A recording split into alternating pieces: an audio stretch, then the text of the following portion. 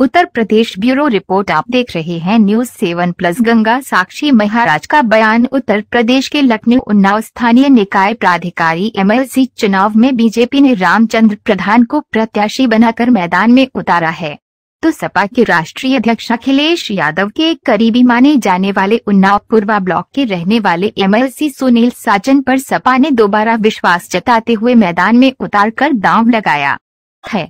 उन्नाव से बीजेपी सांसद साक्षी महाराज भी अपना मत डालने उन्नाव नगर पालिका पहुंचे, जहां साक्षी महाराज ने मीडिया से बात करते हुआ कहा कि उत्तर प्रदेश की सभी सीटें भारतीय जनता पार्टी के पक्ष में जा रही हैं। मोदी का महामंत्र सबका साथ सबका विकास, योगी बाबा का बुलडोजर बहुत तेज से चल रहा है।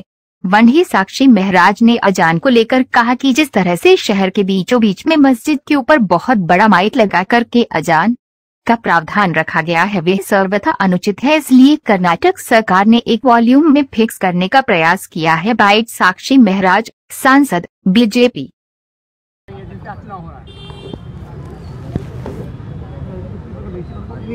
अपवाद को छोड़ के उत्तर प्रदेश की लगभग सभी सीटें भारतीय जनता पार्टी के पक्ष में जा रही हैं, क्योंकि मोदी जी का महामंत्र सबका साथ सबका विकास, सबका विश्वास, सबका प्रयास और हमारे योगी बाबा का बुलडोजर बहुत जोर से चल रहा है।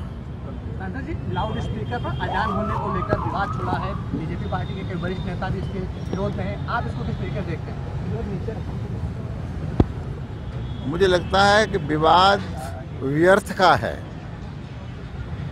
आप लोग पत्रकार जगत से हैं, कई बार गांव शहर में जब ये ध्वनि प्रदूषण शुरू होता है तो कई छात्र छात्राएं, कई संभ्रांत लोग भी उसका विरोध करते हैं, चाहे मंदिर का हो, चाहे कथा भागवत का हो।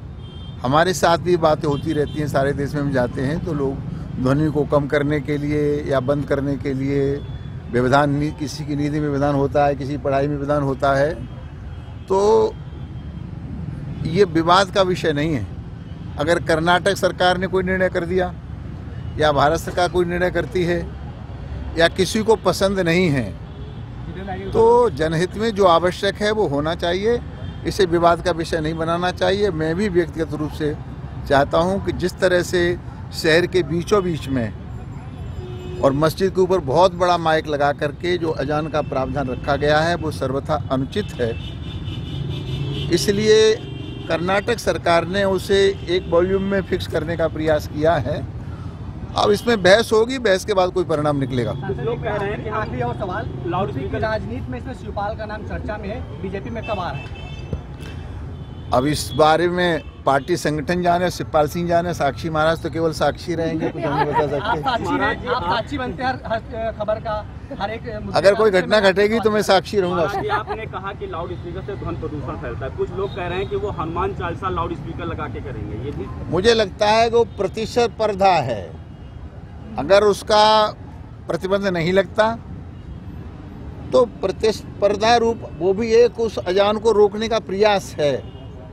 जब अजान बंद हो जाएगी तो हनुमान चालीसा भी बंद हो जाएगी। दोनों लोगों को रुकना चाहिए, बिल्कुल दोनों लोगों को रुकना चाहिए। जो भी निर्णय सरकार करे तो संविधान से और सरकार से बड़ा कोई व्यक्ति नहीं होता है, तो कानून का पालन करना सबका परम धर्म बन जाता है और उस कानून का पालन कराना पुलिस का और सरकार का काम होता है।